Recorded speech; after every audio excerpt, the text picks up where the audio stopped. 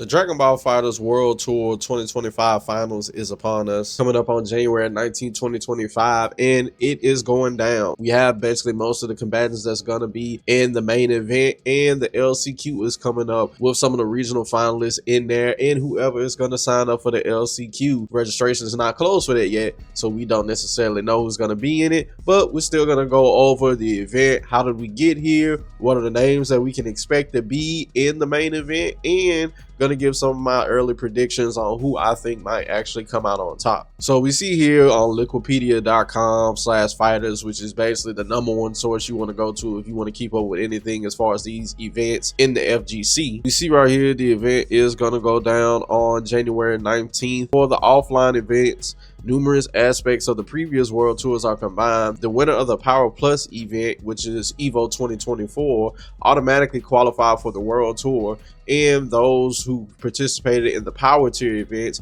were actually on a global leaderboard, so it's no automatic qualification just because you win an event. The 13 highest ranked players were actually going to go to the world tour. And then right here we got offline Tekaichi events, are community-driven tournaments where players also earn points towards their global leaderboard ranking. The online events were distributed by different regions. You know, you have North America, South America, Europe, Middle East, 2 splits of Asia. The first split includes Hong Kong, Japan, Korea, the Philippines, Taiwan, Thailand, Vietnam. And the second split consists of Australia, New Zealand, Indonesia, Malaysia, and Singapore. And basically, if you qualify off the online challenges, you basically go to the LCQ. The top 2 players from the LCQ will become final qualified players for the main event. So basically right here we can go and see that here's all our power tier events and all the different winners who won those, and then we have our offline Tekaichi event, and we see right here the only power tier event, the boy Enzim actually won this, so he automatically qualified for Dragon Ball FighterZ World Tour Finals. So if we go here to the Dragon Ball FighterZ World Tour Finals page,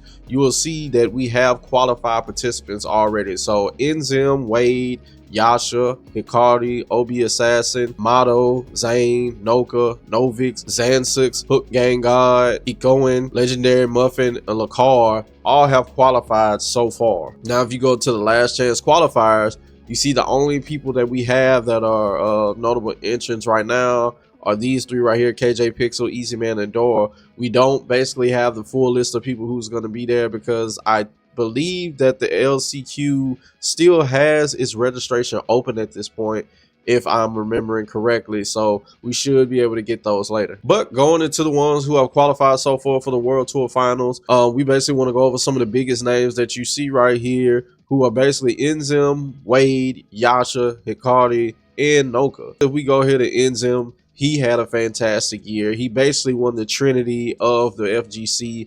He won Combo Breaker, CEO, and EVO all this year. So he basically went on an amazing run, and he actually won the last chance qualifier for last year's Dragon Ball FighterZ World Tour, which he placed 4th in by losing to Hikari, who is also coming back again this year. So Enzim had a fantastic year. We talked about him earlier this year and the things that he's accomplished. I mean, to basically win the Trinity any year, no matter what game, I mean, it lets you know that you're on the ball. So he's definitely a top player to look out for.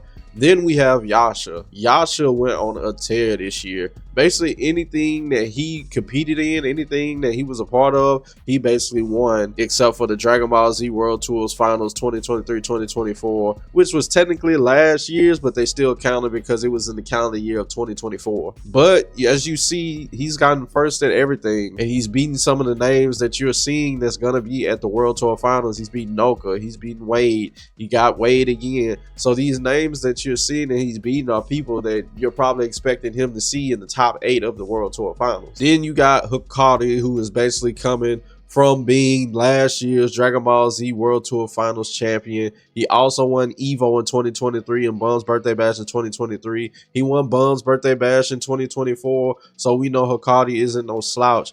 Now he took 2nd to Enzim this year at EVO. He took 2nd to Legendary Muffin at East Coast Throwdown, and Noka actually beat him at Kofa in 2024. So more recently, you see the names that he's losing to are people who are already qualified and expected to meet him at the top 8. Now, will he be able to overcome that? We'll see as the event goes. But the 2 people that he was able to beat for for his 2 first place wins this year. Both times that were Wade, so you have to take that into account. All the other times that he met somebody in the grand finals, he ended up losing to them, and you know, he lost to Noka before grand finals. Then you have Wade. Now Wade is a player that I've been watching for a while, that I've been keeping up with for a while, and it's kind of like, I don't want to say it's tragic, but it's like, man, like, when is he gonna get that big one? Because as you see here, Wade is always coming in like second or third consistently at the biggest of the biggest events. Like, for example, just in 2024, he came up second in the Dragon Ball World Tour Finals. He took second to Hikari.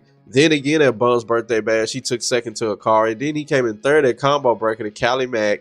Then second again to Yasha. Fourth to Motto at Emirates Showdown. He took second again at Ultimate Fighting Arena 2024 to Yasha. Then he actually was able to take first at the Clash of the Olympians.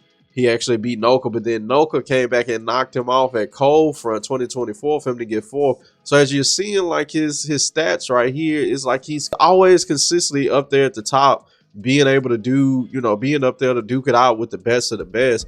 But as you see, like, a lot of these fourth, second, third, second, you know, in 2023, he was able to get some firsts and stuff like that. But when it came to like the biggest of the biggest events, you see right here, the Dragon Ball FighterZ World Tour 2022, 2023 is second. You go back to 2022, you see these seconds. So it's like, he's been able to have a lot of great success. He's been able to do great. But it's like, when it comes to finally getting to reaching that mountaintop, he always falls short. So it's not like he's not able to do it.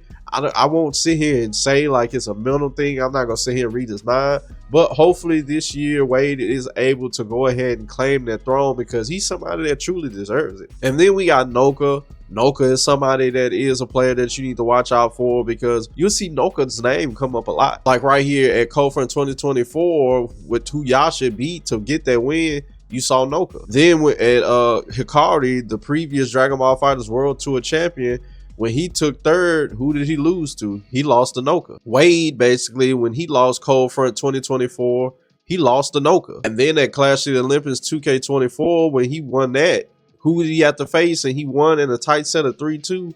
It was Noka. So you see Noka's name come up a lot. So he's a name that you basically need to look out for. He's doing this thing. He's definitely a strong player. Now, who do I think is going to win? When I go through this, I mean, the two names that stick out most to me is Enzim and Yasha. Now, once again, Wade, he's like my dark horse, or my sleeper. I don't want to say my dark horse or my sleeper pick. He's like the pick that I just want to see him finally reach there. But when I look at the statistics and, you know, the numbers and everything, it's hard not to go with Yasha. Every single thing he's touching, he's winning. The only thing he didn't win was the Dragon Ball FighterZ World Tour from last year. But basically, ever since then, he's just been on a destructive path to come back with a vengeance. Then you got Enzim, who basically, I mean, when you basically win the last chance qualifier for last year, get fourth at the Dragon Ball FighterZ World Tour from last year, then you basically go on like a run of winning CEO, Combo Breaker, and Evo. I mean, that's basically what the best of the best going to win at. He took all that. I can't ignore this Trinity that he went on, this Trinity win that he went on. Hikari, I'd go ahead and have him third. He won finals from last year, so you can't discount that. He won Bum's Birthday Bash, and he basically came in second and third at everything else, so he's basically right there. Now, he lost to 3 different people, so that stands out. So that's why I didn't want to like necessarily put him at second, because everybody else has been more consistently winning. But he's still somebody that you have to look out for. So those are basically my top 3. If I had to pick one person based off what we have right now, like I said, we don't have anybody coming from the LCQ and all that other stuff. I mean,